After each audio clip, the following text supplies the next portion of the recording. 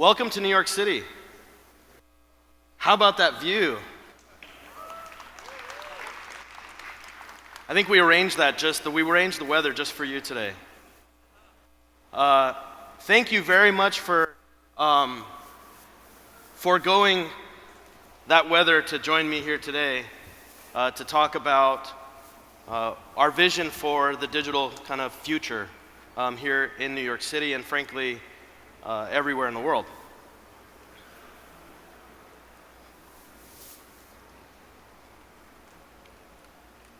There we go. So we live in this amazing place. It's terribly complex. Truthfully, it's already pretty smart. There's a lot going on in this environment and people want more from it. And in fact, a lot of that technology is coming at us whether we like it or not. It's a digital revolution of sorts, what might be considered the next American dream. And the important point is that it's happening. It's happening whether we participate or not. Things are moving forward. People already consume information differently, engage with government differently on digital platforms. The future of mobility is being thought about entirely differently.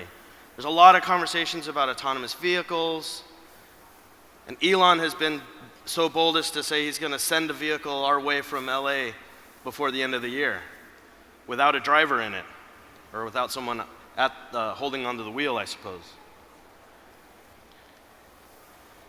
And the sense of reality is even changing.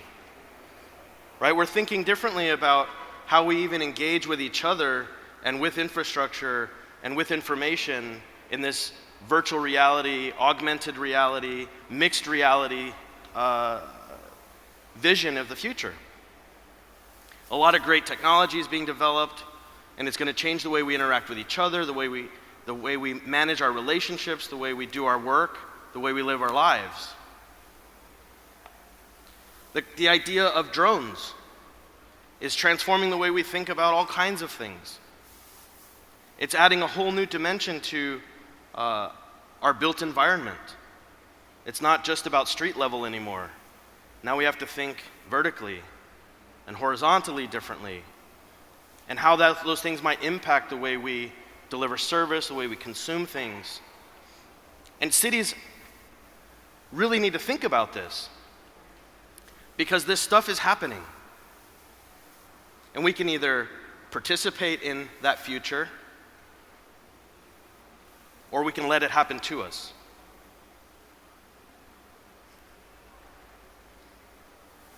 So the future, the reality of the future is something that I think a lot of us can envision. I am of the generation that we watched the Jetsons. And that's not a cartoon anymore. That's a reality that's coming at us. And what I really want to impress upon everyone here, whether you're in industry, whether you're in municipal government, federal government, it's really important that we not sit by and watch it happen. We have to engage. We have to figure out how we participate in that conversation, participate in thinking about how these innovations and transformations are going to change the way we live, work, and play. Because the danger of not doing that, the danger of not engaging and just passively watching, is that we allow a further gap to occur, a widening of the digital divide. And a clicker that is not responsive. I think there's a lot of great work happening in the schools, for example, just as an example to tell a story, to make you think about the path of engagement and the outcomes, and the path of passive observation and those potential outcomes. Schools are being modernized, and I think there's a lot of maybe long overdue work occurring in classrooms today, changing the way that we use technology in the classroom, changing the way we even think about teaching and learning and curriculum and delivery, and all this really fascinating stuff is happening to modernize that much needed educational ecosystem. But we have to make sure we're paying attention to what's happening at home. Because if we're not careful, if we just passively watch that happen, we could create greater disparity for a lot of families, for a lot of kids that might not be able to participate in that future, in that vision, in that Jetsons lifestyle. So we have to think a lot about what our role is in protecting from that outcome. So we're leaning forward. We're thinking about how to engage with that digital revolution and help shape it, help inform the products and services that are delivered, help inform the innovations that are occurring, the breakthroughs, the 10x, whatever term you want to put on it. But the transformation that's going to occur for all of us in our lives and in cities, in New York, we're leaning in. We're moving forward. We're engaging. We're putting our hands around that concept and making sure that we're an active participant in that conversation. And one of the key things for us to think about is what is our kind of contribution? What do we need to think about? What are the resources that are really important that we manage to be a contributor to that conversation?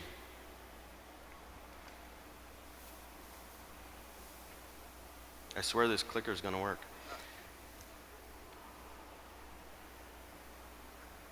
Now go back. There. Data, connectivity, and people. One thing I really loved about this Smart Cities conference that sets it apart from others is that this is about, it was mentioned earlier in a panel that this is about the city, not just the smart, and it's about the people that we engage with. But we also have to have the right people and talent on our side helping contribute to that. Data has been something that's talked about a lot, it's a huge contribution to the future of how we engage with each other, with that connected built environment, and how we inform better products and better outcomes. And underlying all of that is this concept of connectivity. I talk about it every chance I get. In a setting of people here to talk about things like IoT and the Internet of Things, don't take the internet part of that for granted. Because without the internet, we're just talking about things. And it's also really important to think about partnerships. The stuff that we're talking about doing is significant, and we can't do it alone. So I love convenings like this that engage both the industry and the public sector to think about how to solve these things, to build a better environment for the public. Because I believe that partnership concept is crucial to delivering on the promise. But what we're gonna do now, I'm gonna share with you, we're gonna hear from some New Yorkers about their experiences with one of the great partnerships between Link NYC and our own Department of Information Technology and Telecommunications and the City of New York to deliver high-speed, gigabit speed, free public Wi-Fi. Let's hear from some New Yorkers.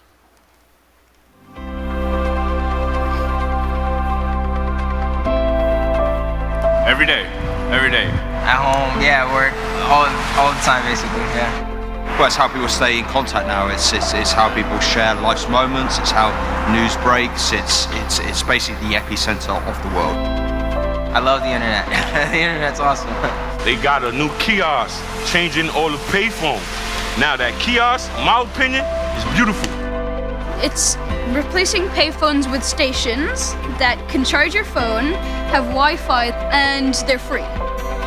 And so there'll be just free Wi-Fi everywhere. Wow, that's gonna be amazing. I think it's very cool. You can make a free phone call. I'm always running into data issues with my phone. where I will run out by the end of the month. I can imagine just banking. Finding a restaurant that's closed, if I can just go and punch it in. You can download like a whole movie in maybe, what, 2 minutes? It's so fast, it's insane. Finding a doctor. Download movies. A lot of music. Yeah. What subway should I use, or like where to go? And stay in touch with my family. Yeah. Who don't live here. You could always just use the data off of the Wi-Fi towers instead of using it from your own plan, and you'll save money. Probably for safety reasons too, it's not bad, right? You could call 911 right there. It's entirely from Mars to me. It would be as common as a phone booth, and you could just walk up to and use it. I see it going to the moon eventually. Hey, yo, moon, what's happening? Everything starts in New York, so yeah. It's basically where people from Hong Kong, China, Jamaica, Africa, they come here because it's a beautiful city. We need it here. We got a lot of people. The city never sleep. People move it 24/7. We'll eventually build and activate at least 7,500 kiosks just like this all over the 5 boroughs, the network we are calling Link NYC. If this is going to be everywhere, like I guess it would be giving internet to people who literally couldn't get it anywhere else. So This would be amazing. If the entire world had free internet. Like, I can't even fathom. Like, I think this is going to change the world. I think it's going to provide information to everyone wherever, and it'll make our country and the world more connected. I mean, electric light bulbs, telephones, trains. You can't do things like that without changing the world.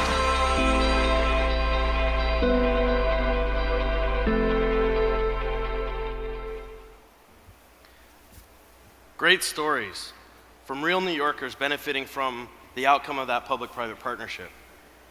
But it's just the beginning. As impactful as that might be, it's just the beginning.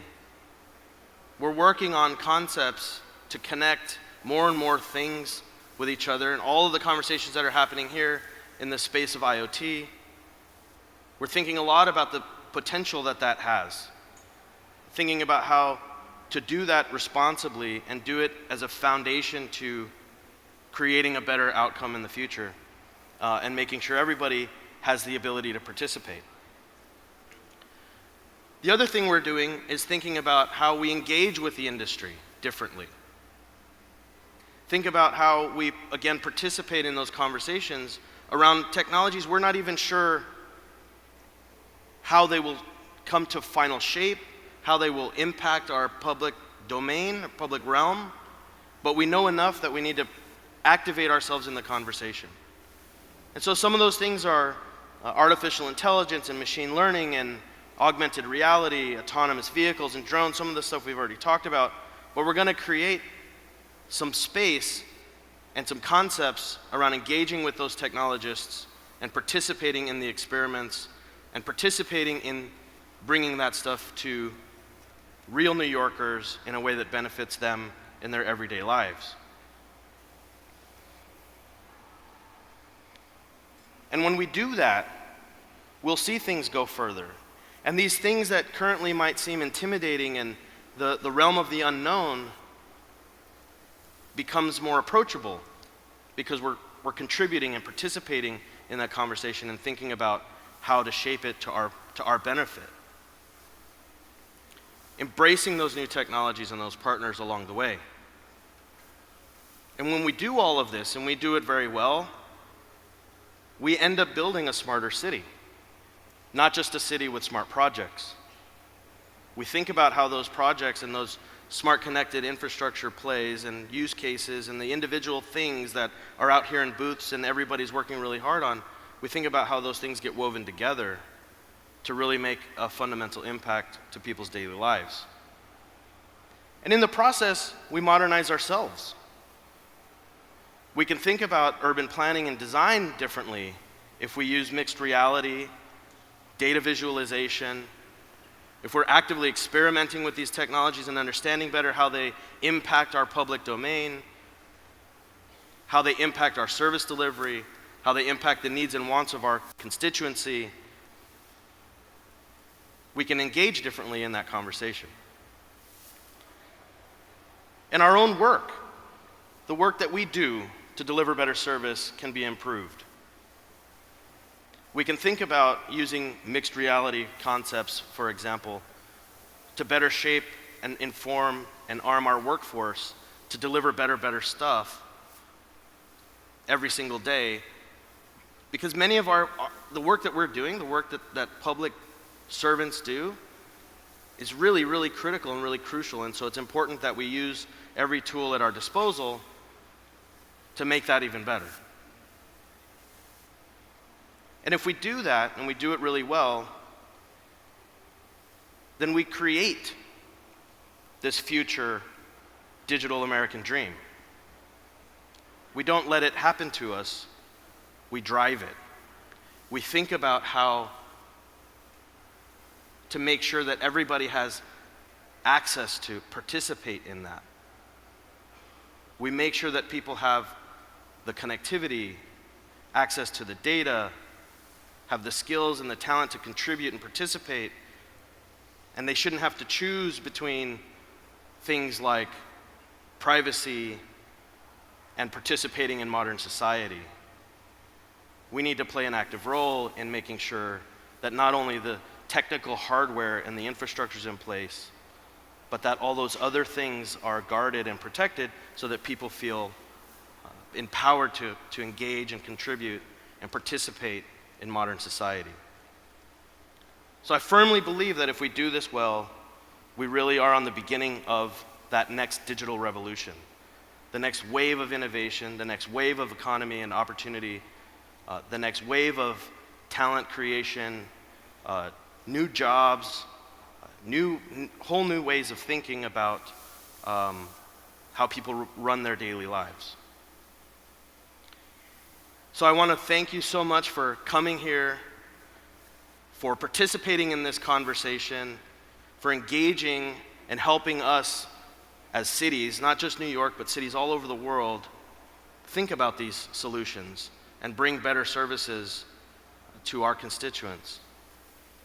And up next, I have to say, the panel is coming on that's led by Jeff Merritt in my office, who is our smart cities guy. He's the guy driving this big thinking about how to make sure New York is a smart city, not just a city with smart projects. And he's joined with who I believe to be rock stars in this space, and they're going to talk about how this sort of thinking is occurring in their cities in other parts of the country.